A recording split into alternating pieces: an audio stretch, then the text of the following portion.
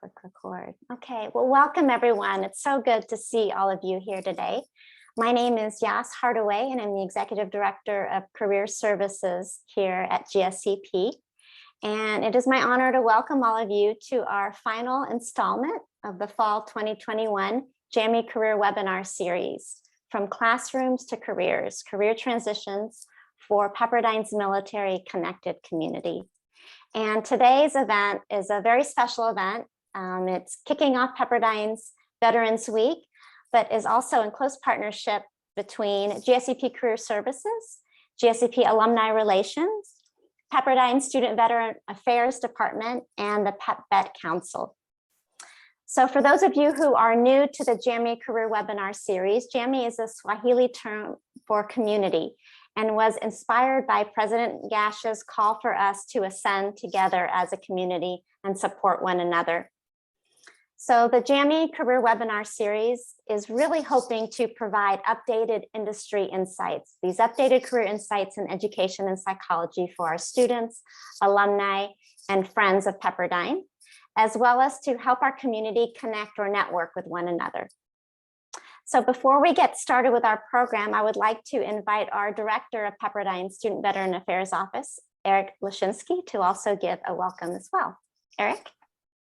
Good afternoon, everyone. I'd like to thank you all for joining in. Happy Veterans Week. We're so excited for the GSEP team and the panelists that are all veterans that are joining us today to share some of their time and experience. Time as a student at Pepperdine is a fast one, and it goes quick, and nobody has it all figured out. So it's important to understand other people's stories, learn as you go and connect. So we're excited about today's event. Thank you so much. Thanks for taking the time, both to the folks that set up the session, and I'm looking forward to the conversation. And at the end, I'll be able to share some of the upcoming events we have this week. Thank you. Great, thank you so much, Eric. Okay, so let's talk about what's ahead today for the next hour. I do want to make note that the session is being recorded and will be available to you later as well, so you can view it again or also share it with others. Live transcription is provided, so you should notice the closed captioning if you'd like to reference it. And then please feel free to include any questions you have in the chat. So we have a great set of panelist questions that are prepared, but we also know that questions lead to other questions. So feel free to go ahead and add yours in the chat, and we'll have a short Q&A period.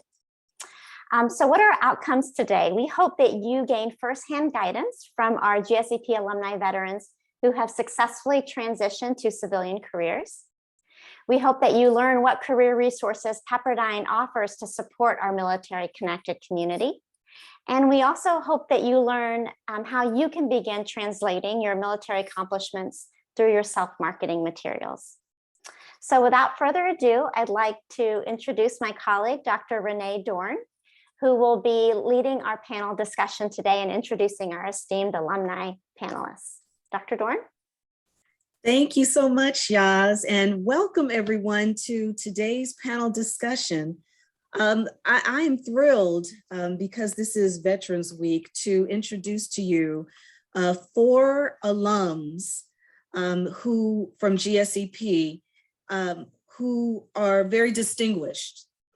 And as soon as I introduce each one of them, I want them to actually go into detail about their background so you can understand truly the wealth of experience and knowledge that our panelists will be sharing with us today.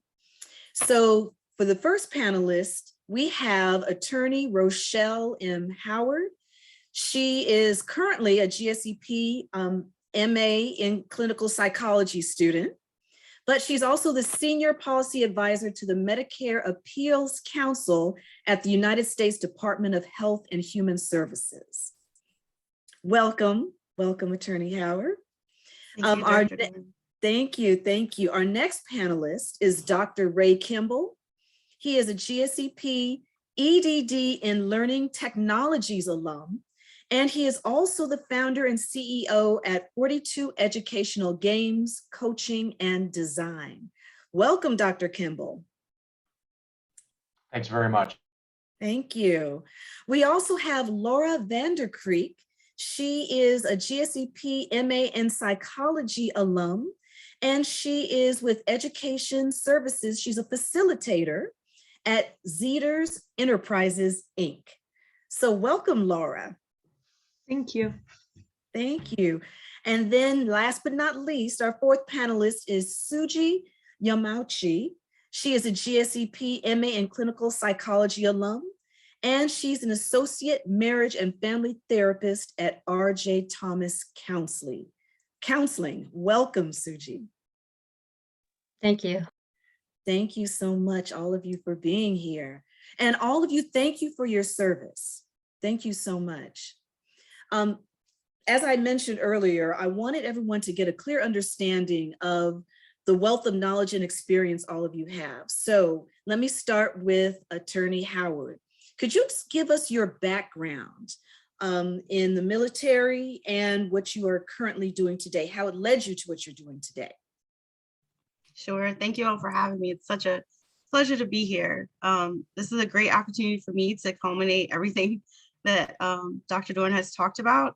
So I was an attorney first before I got recruited into the Army JAG Corps. And I was in the Army JAG Corps for 8 years and deployed 6 times.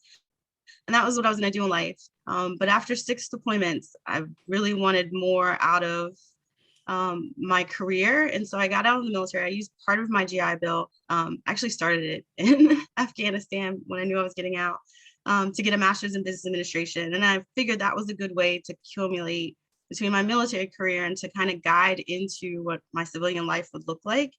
And what I really learned then so that was 10 years ago, was how to translate into civilian world what I had done in the military. I started realizing that all of the great things that I had thought were great in the military, but the military tells you everyone else is doing the same thing, were actually great things, but I needed to use the right language. So the master's in business administration, with the first part of my GI Bill, post 9/11 GI Bill, helped me to do that. So I lived this great executive legal life over the past about 8-9 years, working my military career, leadership, management, deployments, working in international environments, advising at the international level as a late 20, early 30-year-old, really helped me soar in civilian executive government. And so I've been deputy for the department in DC government that investigates the police. I ran that agency. I've been deputy for Inspector General's offices. My last position in Afghanistan was a NATO advisor to the Afghan Police Inspector General.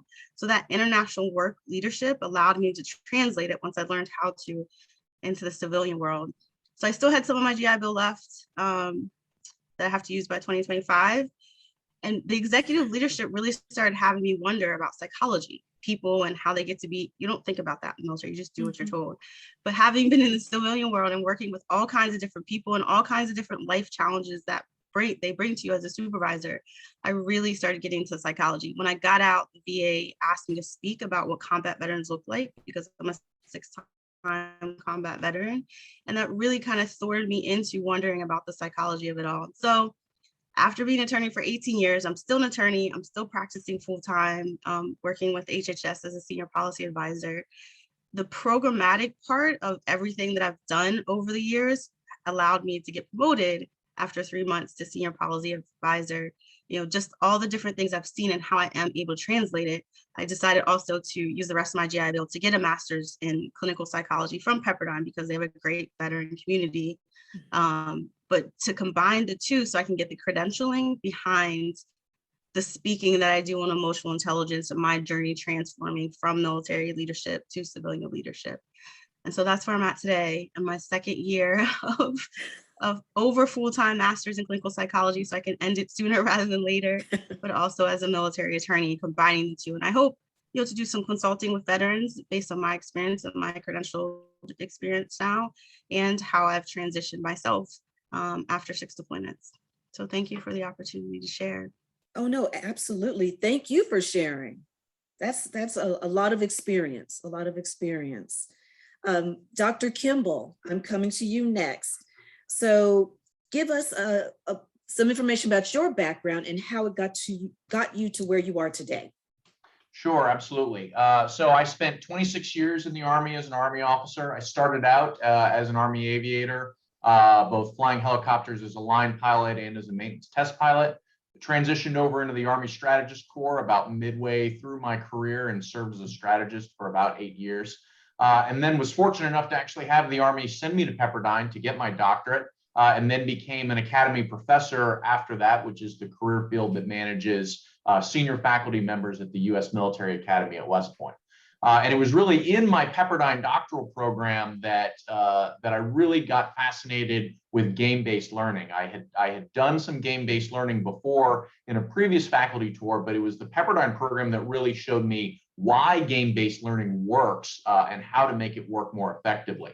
And as a result, I really dug that much more into game-based learning during my tour as a faculty member. And so when it came time for me to retire, I really felt passionate about helping other faculty members get their arms around game-based learning, because there's a high barrier to entry in terms of understanding how to do it and how to implement games. And so when I retired, I started my own company, 42 Educational Games, Coaching and Design, that's really there to help higher ed faculty who want to use games in their classroom, but honestly have no idea where to start or how to do it. And it's been a tremendously exciting journey, and I'm really, really glad I did it. And Dr. Doran, thanks again for having me here today. Thank you so much, Dr. Kimball. I do want to come back to you after I talk with Laura and Suji to ask you about the game-based learning. Absolutely. So Laura, you're next. So tell us about your military experience and how it got you to where you are today. Sure. Hello, everybody. My name is Laura, and I was an aviation electrician in the Navy. I worked on helicopters, which currently I don't do anymore, obviously. But in that time, I spent some of my career traveling. I was stationed in Japan, so I got to see more of the family aspect of how the military has these close connections. And I really enjoyed working in different collateral duties, everything from working with the sexual assault team, also the suicide awareness team. And I really enjoyed the psychology aspect, which has led me to pursuing more of the psychology education. But as I was taking the classes, I was actually in Professor Yaz's class, and I really enjoyed the career aspect, because I think a lot of service members and even military spouses kind of lose the movement of the civilian workforce. So currently now I work as an education services facilitator, but short terms, what that means is I work at our Family Readiness Center here in Yokosuka, Japan, with our transition assistance program. So I am the person you would see if you are in that window of separating. I also work with military spouses whose service members are separating or retiring. We talk about everything from using your GI Bill, signing up for healthcare, filling out a civilian resume, how to translate your military to civilian, lingo for resumes, federal resumes. So it's really been exciting for me, because I get excited when our service members come back. Oh, Miss Lara, I applied for a job. I got an interview. Oh, I'm negotiating for myself. You know, it's very translatable, everything you're doing in your career. And it's just having the encouragement to kind of learn how to put that puzzle piece together, translate what you're doing in your service, and how you're going to be very successful in the civilian sectors as well. Well, that's wonderful. Thank you, Laura, for sharing that information. And Suji. Yeah. Hi. Hello. Hi. Tell us about your military experience and how it got you to where you are today. Yeah. So I joined the ROTC at Loyola Marymount University many years ago, and then I got commissioned and became an intelligence officer. I did not know I would have to present every day. And that's what they did at intelligence school, is teach us how to do a lot of presentations. And my first duty assignment was at Osan Air Base in Korea, where I briefed every day to the generals and colonels. My expertise is in North Korea, obviously. Our mission was there, and I got an extension to stay another year and got to work for the Korean general. And I got to translate in Korean and English at their social functions. So I went to the fun stuff. And after that, I came back to Los Angeles Air Force Base, and I did some space system intelligence. And after that, I went to Georgia, where I got deployed twice. I was with the radar system called JSTARS, and it's a joint Army Air Force equipment, or I should say radar.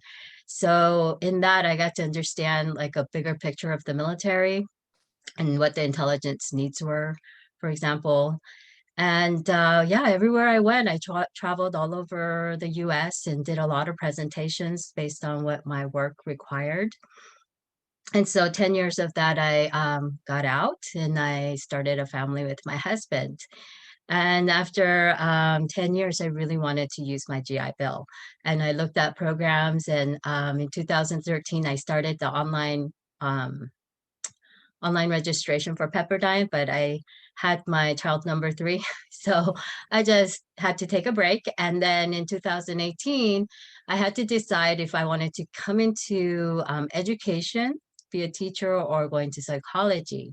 And what happened was, it's a very sad event. And I would like to disclose this because suicide is such a hot topic, but nobody really is comfortable talking about it. So I just wanted to present is that I had a friend suffering from depression, and she took her life.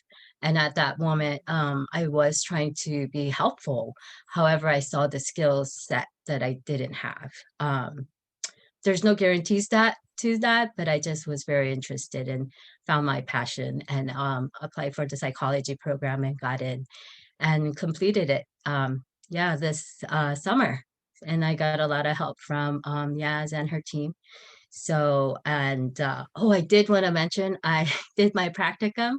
That's 300 hours of therapy hours during COVID. And I got to work with US vets, women vets on point.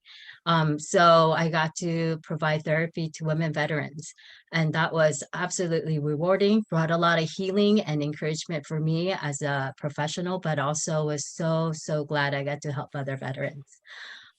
So after I did that, I graduated. And when I was invited, I was so excited to just be here and contribute as best as I can. Well, we appreciate you and thank you so much. Suji, I'm very sorry to hear about your friend. And that's one thing I did want to ask Attorney Howard and Laura, since all 3 of you decided to study psychology. And I wanted to ask, was there something that was taking place within the military that you found that it was very important for you to go back to school and to study psychology? Suji, I know you had mentioned it, but with Laura and Dr. Howard, was there something that you experienced or someone else experienced that you found that psychology was something that you needed to study? For me, it was really after getting out, after 6 deployments, the compartmentalization that had taken place.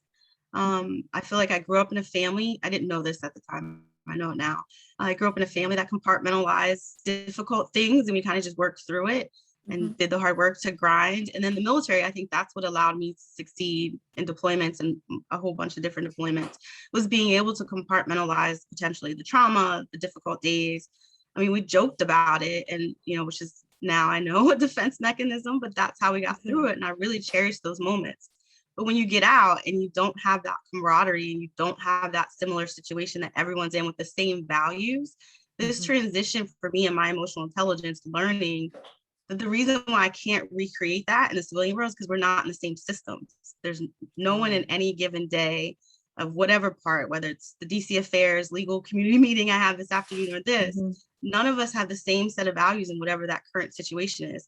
But for working through the Veterans Affairs speaking opportunities I had in the psychology program, would I have known what to do with that information and to see it as resilience and strength versus something that happened to me.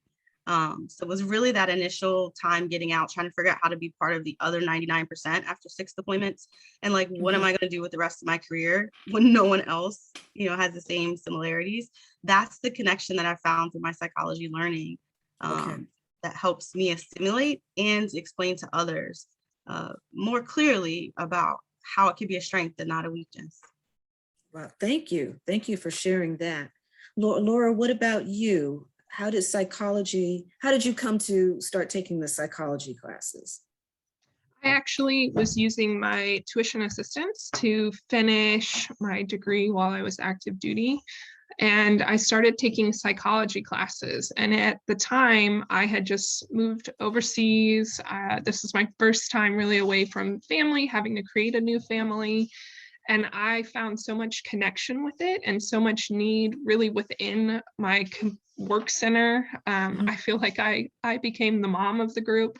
Everybody would come talk to me about what's going on, their dating life, to their difficulties talking to family, to their difficulties with their jobs. And so I realized, hey, I can actually do this as a career. This is actually something I enjoy more, seeing them be successful, learning new skills, helping them out. And then as I transitioned through going to the different programs and going back to school myself, I had a huge plan. I'm a big planner. So I felt very successful in my transition. And I saw so many friends and colleagues who were not. They would constantly send me messages. I said, I clearly need to get in this profession and I need to be working in transition. So I can see now the changes and how helpful it can be when you have somebody who understands what you're going through, you know, understanding a deployment, understanding being stationed overseas, being stationed different areas, different work environments. And so really helping them with that. It's been really fulfilling for me. Well, that's wonderful. That's wonderful. Thank you. Dr. Kimball, I wanted to come back to you to ask about the game-based learning. And you said that you learned more about that when you were in the doctorate program. So could you tell us a little bit about game-based learning and how what you learned in the doctorate program helped you to transition to starting your own business? Sure, absolutely. So, you know, to really kind of keep it very simple, game-based learning is one of a couple different forms of active learning pedagogies that are really just designed to get people engaged, right? You know, when you think about somebody's body posture when they're playing a game, it's very rare that you see people leaning back, kind of staring at the ceiling. When people are playing games, they're engaged, right? They're leaning forward. And so it's using that natural tendency of engagement as part of a broader pedagogy to promote for learning. And I really felt fortunate in the Pepperdine program that not only did we have 2 great semesters of learning theory that really reinforced for me the fundamentals of how people learn and why people learn, but then also had several additional courses on different active pedagogies. And one of them was game-based learning. And that one, you know, really just resonated with me. And then I was very fortunate to go on to a faculty appointment at a place like West Point, where I was really encouraged to experiment in the classroom and try these new pedagogies and try those new approaches. And so really the combination of those two, the foundational knowledge that the Pepperdine program gave me, and then the opportunity to experiment that my faculty appointment gave me, really set me up for success when it was time for me to move on from the Army. Well, that's wonderful. That's wonderful. Thank you. So let me ask each one of you, were there any professional resources or networks that you found that were helpful from you to transition from the military into civilian life and into your current positions? Dr. Kimball, I'll go back to you. Sure. I was actually pleasantly surprised at how helpful the transition assistance program was that the military offers. A lot of folks look at it as a box check, but I was very fortunate that not only did I do the transition course, but I made a point of taking advantage of the additional tracks that are offered. In my case, I took advantage of the entrepreneurship track, which was really, really remarkable and linked me into all kinds of resources. So I would definitely tell folks who are looking at transition as a possibility to really take those courses seriously and look for the additional resources beyond the bare minimum. Okay, wonderful, wonderful, good resource, good resource. Attorney Howard, what about you? You were already an attorney before you started in the military. So what resources did you use? So for me, it's very interesting. Yes. You know, with all my deployments, I had clearances, and my famed motto was, I have no social media presence. I held fast to that for as long as I could, because I didn't know how. I spent most of my time overseas. So many things happened in the 21st century that I missed, like daytime running lights. I came back and I'm like, why is everyone's lights on? So I had no social media presence, and I was unfortunately proud of it. But the MBA that I got in 2012 really led me to realize there's this whole nother world out there that I can tap into on social media. Mhm. LinkedIn has gotten me so many opportunities. And so, I worked with executive coach by choice, but really from what I did with the VA and getting my brand out there as an attorney, as an executive, as a military veteran, almost every opportunity, whether it's consulting, speaking, connecting, coaching, that people have reached out to me for. And I don't do it for any money because I'm a government employee, has been through LinkedIn. It's soared and has allowed me to identify myself and claim all these different pieces of my background that I would not have been able to put together in one brand or one place without the opportunity of LinkedIn. And so LinkedIn is my biggest friend. I put everything on LinkedIn, and it really has created a network that matches all these different pieces that I explained before. So all of you military people who are either out of the military, or coming out of the military, or still in the military, who are afraid to have social media. I deployed 6 times. I had clearances. I worked with international partners. I don't have those clearances now. I could get them again, and I still have a social media presence. So you can create healthy boundaries. You can get your brand out there. And when I did that, all of these opportunities have come to me to allow me to mesh every piece of my background in one way or another. So love to talk more about people, how to do that safely, comfortably, so you don't feel like you're going to get exposed. There are ways to do that. So that's how I did it. Once I did that, without the fear of needing to get a clearance in the future, it's soared my opportunities and my connection. Oh, that's good to know. Well, thank you. Thank you so much, Attorney Howard. Suji, I want to go to you. What about you? What kind of networks or resources did you use in order to transition into civilian work? As I mentioned before, I just can't say enough about just Yaz and the team, the Career Services Center. I reached out, I told my classmates about it, and she helped me to build my LinkedIn account, the profile. And then as I was leaving US Vets, I reached out to their career development initiative team, which was separate from what the team that I worked with. And there, they helped me to build my resume, or actually just gave me their version of what it should look like. They helped me with a cover letter, and also helped me do my LinkedIn profile in the way that may attract more veterans, for example.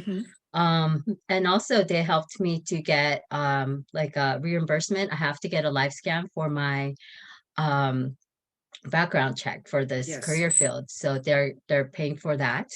So and also CalVets. I went to all the women CalVet events when I had time, and I got a lot of resources there. For example, I'm going to send my package to Mission Hire Me, and they do a 2-minute video of you, and they do a whole production so you could put it on your website and what you offer. So that's excellent. I'll put that on the chat box now. Yeah. Wonderful. Thank you. Thank you for that information. Laura, what about you? What resources or networks did you engage in? I also took some of the tracks from the transition program, more specific for accessing higher education. But through that, I also used American Job Centers. There was one in San Diego I went to, and they helped look at my resume. Along with the Fleet and Family Center, they also had their TAP managers would look at our resumes, kind of help us get prepared, translating everything. But as I've been out, I've tried to take advantage of whatever resources I can. So with school, I loved the Career Readiness Center of going in, career services, helping look at the resume, applying for jobs once I finished my degree, how to translate that. And I'm also a military spouse, so I still have access to a lot of the other military one source. There's so many different resources. It's just trying not to be overwhelmed with it and kind of mapping out somebody told me the best advice was a resume shouldn't just be looked at by one person. More eyes on it, the better, because no one shoe doesn't fit everybody. So making sure that your resume represents you and what you're wanting to share and how you're wanting to present to future employers and being successful out there. Thank you. This was a lot of great advice. And now I know some people in the audience have some questions. So I'm going to pass that on to Kate. so that she can pass on some of the questions. So hopefully you'll be able to answer some of the audience's questions. So thank you. Thank you so much.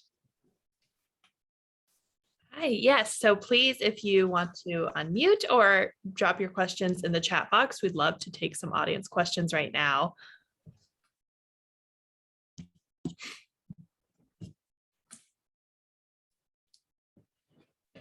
It's open to anyone. So if anyone has a question for any of our panelists, this is your opportunity to go ahead and ask a question.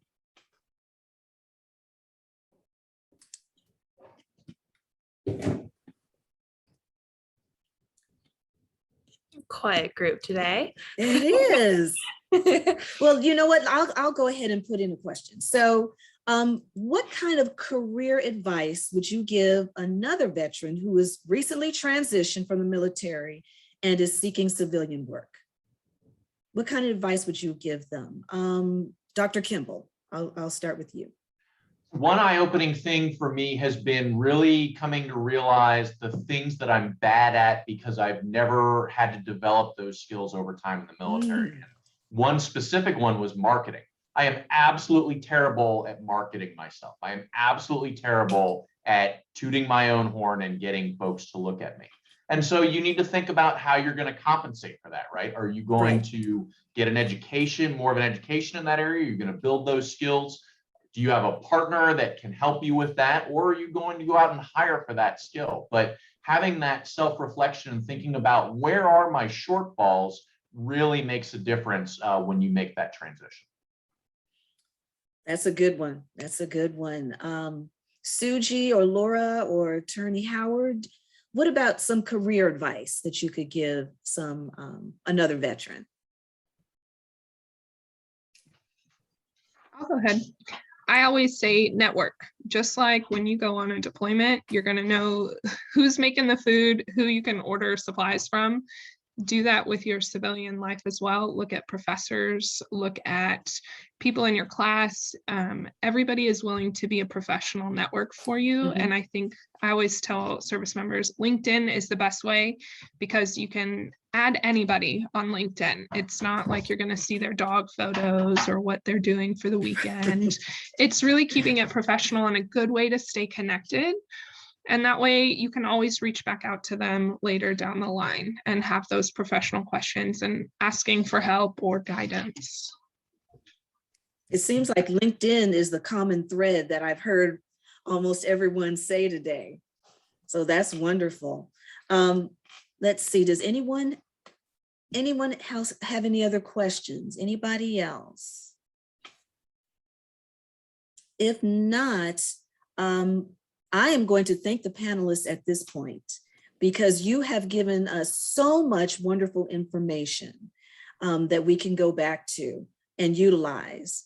Thank you, Attorney Howard, Dr. Kimball, Laura, and Suji. We really appreciate you speaking with all of us and giving us your experience and giving us advice that will be extremely helpful to all our veterans and our current students right now. Thank you so much.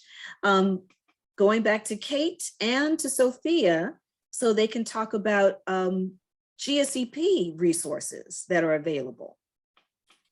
Yes. Hey, I'll just say really quickly, it looks like Yes. Travis Jones has his hand raised. So I just wanted to mention that. Oh, I'm sorry, Travis. You had a question. Yes, hi, Dr. Dorn. Thank you so much to all of the panelists for taking time out of your schedule to share these nuggets and powerful resources. Definitely good stuff. So I think that my question is going to be answered in the segue to the next section, because I was going to ask about, and I dropped it in the chat, are there any current resources that are available to students who are enrolled, like veteran students? Meaning like resume assisting or interviewing assisting, things of that nature. Yes, absolutely. That is exactly what I was just about to touch on. Career Services is here for all of our GSEP students, and we offer some amazing resources that I will cover right now. So I'll start with Handshake. So You should be able to access your Handshake account through WaveNet or the direct link that we will put into the chat.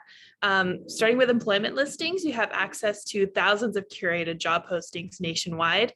You have the option to search specific keywords and then filter by several different variables. You can specify your location, your preferred location that indicate if you're looking for full-time, part-time, or non-campus or on-campus work. If you're looking for a student employment position, you can search using those keywords like GSEP student employment, and that's where you'll find openings for graduate assistants, teaching assistants, or research assistants. Once you find something you like, you can apply from there. We also have events. With events, you can see a list of many upcoming career-related events happening at Pepperdine. There are also virtual events hosted by employers, so you can click on them to read more info and register for those as well. If you have registered for this event, maybe with Handshake, you may be aware of this, but there's definitely some great things happening, so I encourage you to stay updated. We also have a tab called resources, and there you can see that there are tons of different resources that we have to help you along with your career path. We have everything from cover letter tips and samples to resume tips and samples to informational interview guides and sample interview questions for both psychology and educational fields. We also have our appointments with Career Services. Under the Career Center tab, you can schedule an appointment with one of our team members at Career Services, and we're here to help you with all of your career-related needs, anything from clarifying your direction and goals to updating your resume to helping you prepare for an interview. If you have any difficulties making an appointment, please email us and I'll be happy to look into it. And as a courtesy, our team also reviews and provides feedback on the first resume that you upload to your Handshake profile. So I highly recommend you take advantage of that because we offer some really great feedback that a lot of students have found really, really helpful. And some partner resources that we have the LinkedIn Learning online training library at Pepperdine. This is a professional development resource available to all current faculty, staff, and students for free. LinkedIn Learning offers access to an extensive collection of online courses taught by instructors with real-world experience. There's thousands of courses on there, and you can watch courses on business, creative, technology skills, and experience tailored learning to you. So it's a great time to start learning some popular topics at Pepperdine with our students are time management, data analytics, Microsoft Excel, diversity and inclusion, and teamwork. So that's definitely one resource to take advantage of. And also the IT and online learning departments are thrilled to announce our partnership that is available to faculty, staff, and students to take advantage of Coursera. The online platform hosts more than 2,000 professional development courses, allowing community members to expand their resumes. It has the same kind of subjects that are available on LinkedIn Learning, but also hosted by either known employers or actual universities. So all you need is your Pepperdine email to access those online courses. So sign in and learn something new today. I'd like to pass it on to Sophia to review Pep Connect. Yes, thank you, Kate. My name is Sophia Enriquez. I'm the Alumni Relations Analyst. And I want to thank all of our panelists today for being here with us, sharing your wisdom and time with us. And thank you so much for your service. Today, I'm going to speak about Pep Connect. Pep Connect is a resource that we offer all of our Pepperdine community from all 5 schools. There you will be able to connect with fellow alums. We have over 10,000 alumni, students, faculty, staff on Pep Connect, and I'll go ahead and share my screen with you all so we could see what the platform has. So as you can see here, you can see everyone who's currently online, which is really awesome because you're able to always connect with the Pepperdine community. You're able to also find mentors on here. So if we click on mentoring and find a mentor, you're able to see first your suggested mentors based on your specific needs. And you can also find mentors in your area, also by job function, or you can also search for a mentor. So you can find your own mentor if you wanted to connect with any fellow veterans. You're able to see everyone who is registered as a veteran on here as well. Another thing that you can do on Pep Connect is go to groups And we actually have a group for our Pepperdine Military Connected community. And there you'll be able to connect with all of them. And let's see here.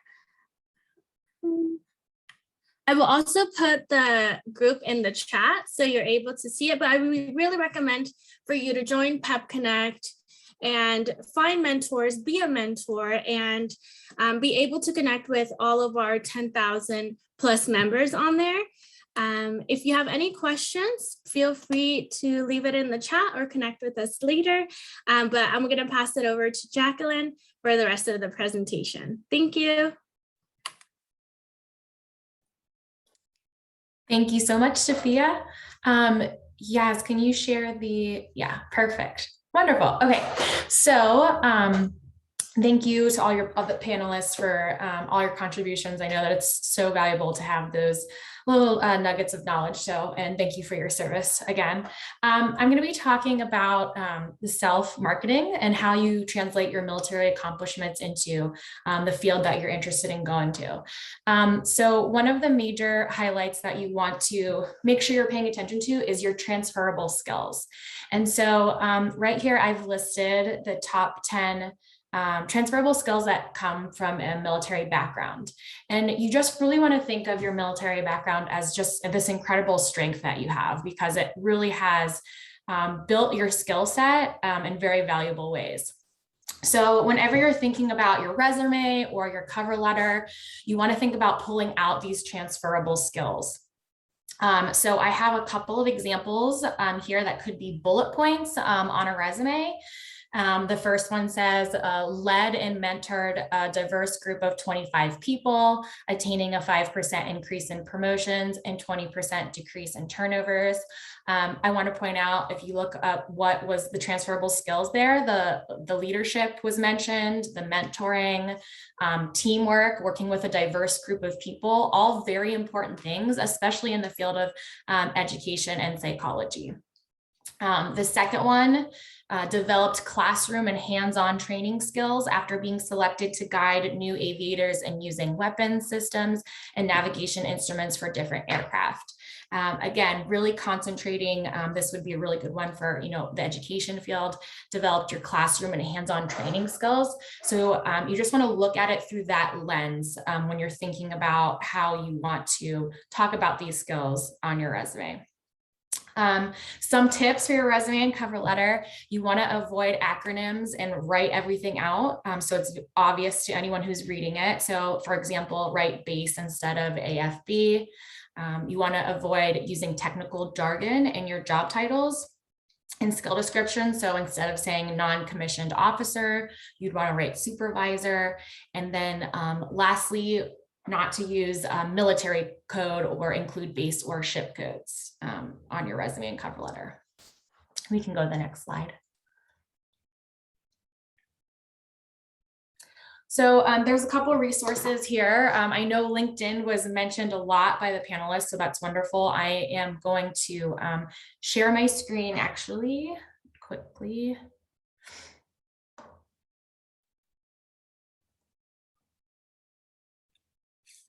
Let me pull it up. Okay. Can everyone see that? Okay. So here I have Pepperdine University, just their LinkedIn homepage here. And if you scroll down to the alumni tab, and here you can search alumni. I'm just going to pick a random branch. I'll do the Army. And this is now connecting you to Pepperdine alumni who have either worked in the Army in the past or currently have that on their resume, but it's on their LinkedIn profile somewhere. So highly recommend connecting, messaging, we recommend messaging, direct messaging, and introducing yourself, giving a little bit of an introduction to who you are. And I believe there are resources on Handshake that help you do that as well, of what that message would look like. But yeah, so you can do any branch. You can just type in military in general, and they will all populate here. And as our panelists said, LinkedIn is such a valuable resource, especially for the military community. So this just makes it a very easy way for you to reach out and connect. And so that is the first resource. The second one I have for you is military.com.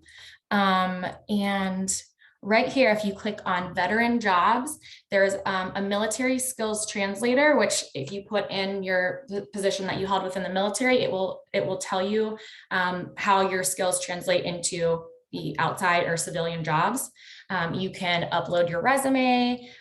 There's career advice here. You can look at vet-friendly employers. So a lot of tools here that can be useful, and definitely advise you to reach out for those resources as well. Stop sharing.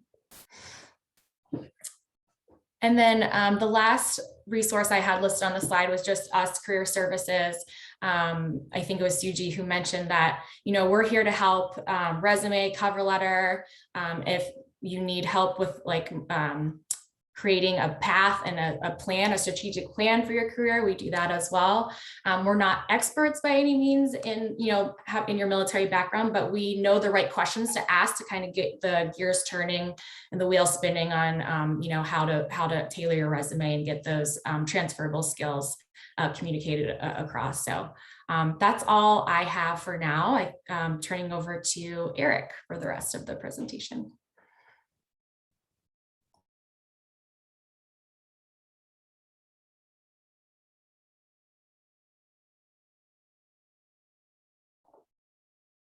All right, folks. Thanks again for today's event.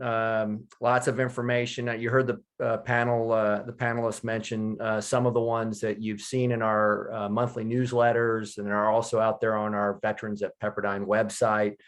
U.S. Vets, Cal Vet, all those are events and career service type support that is out there, but also knowing that your internal support team, your career services and alumni team want to help connect you with mentors and jobs and start the networking process as you're going through your journey here. Also, we might have some students that aren't part of GSEP. Just know that each school has their own career services team. So the team here will help, obviously help you, and they'll help connect you with the resources if you haven't already touched base with them at your individual schools at Pepperdine. But up in front of you, it's been out there in the newsletter, but we're excited about Veterans Week. We're excited about obviously this first event. Thanks again to the panelists and the GSEP team that helped set this one up. The Bigfoot stomp that I want to make is for Wednesday. The Barracks to Boardroom is our next virtual career event that this time PGBS will be hosting at the lunchtime hour. Obviously Veterans Day lunch on Thursday for those that RSVP'd. Obviously, if you haven't had that opportunity and you can make it now, please feel free to email me and I'll make sure you get a spot. Vice Admiral Thomas's presentation at the library on Friday. I'd really like to encourage you. I'm going to be sending out some reminders on these this week, but I'm just excited for these events. And it's just great that we have some virtual events this week, each day this week, but also some in-person events, which is awesome. Ending with the Take the Hill on Saturday morning, and then a yoga event out at Westlake. If you have any questions, obviously your Pep Vet Council reps that are in each school, Jay Weisbecker, who's on the line. I think I saw a couple other Pep Vet Council members here today, but I appreciate you all. Thank you for your service to all the veterans out there, to the military connected students. Thank you for your support and sacrifice as well.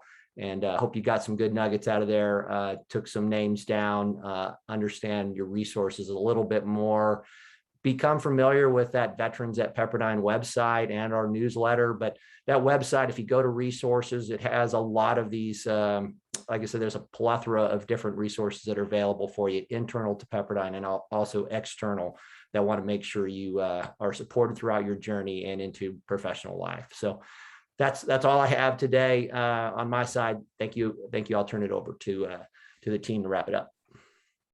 Great. Thank you so much, Eric. And I just want to echo my appreciation and admiration to our panelists today. Just the fact that you volunteered your time to come speak to us and share your wisdom and resources really speaks to who you are. So thank you again.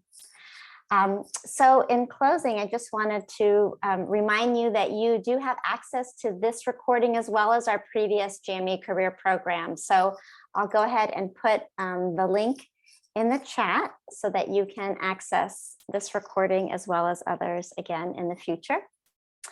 And then I just want to invite you all to provide your feedback. We do our GME career webinars each fall, and then in the spring, we do a slightly different version of our GME career programs called GME Career Connect, which are a bit more interactive learning sessions. And we utilize your feedback to be able to identify topics and bring in alumni and guest speakers that are relevant to you and what it is that you want to hear. So I will go ahead and invite you please to share your feedback in our survey. You can use the QR code to be able to do that, as well as, and this is specifically for those who registered on Handshake. So for those of you who registered on Fontiva, you won't be able to access it through here, but we of course welcome your feedback as well.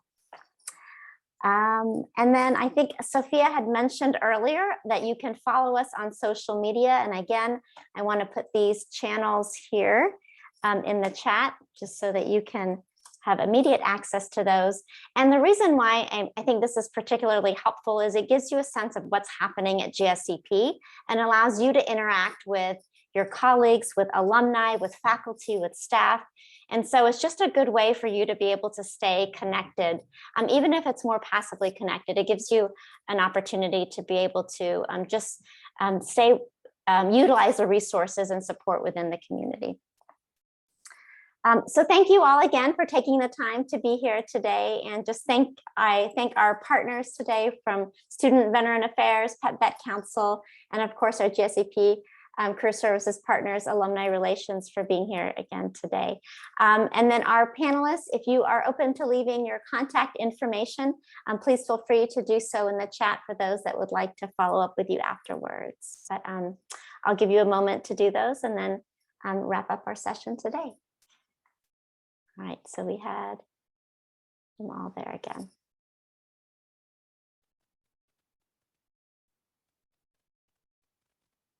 Okay, great. Well, thank you, everyone. See you in the spring, and stay tuned for our next GME Career Program lineup. Take care. Thanks again.